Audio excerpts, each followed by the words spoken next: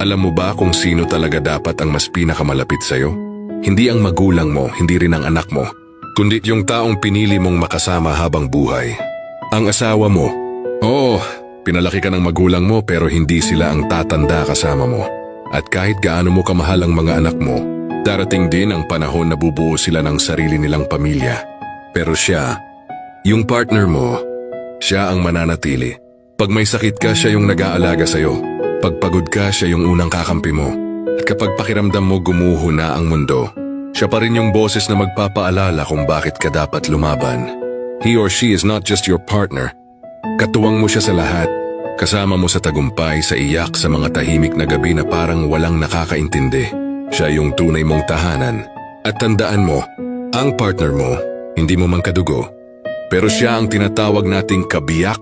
Siya ang better half natin. Siya ang kalahati ng buhay mo.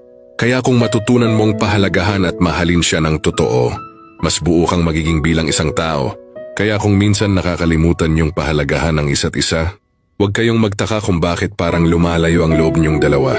Pero pag natutunan niyong magpatawad, magtiwala, at magrespeto, makikita niyo unti-unting bumabalik ang gaan ng samahan. Ang tunay na pagmamahalan ay hindi kung sino ang tama, kundi pag-uunawaan kahit pareho kayong nasasaktan. At sana mapagtanto mo ito. Hindi laging dugo ang sukatan ng loyalty. Pinsan yung taong pinili mong makasama, siya pa yung tunay na handang sumuporta, magsakripisyo at magmahal ng totoo. Your partner is not a background character. Siya ang backbone ng peace mo, ng buhay mo, ng tahanan mo.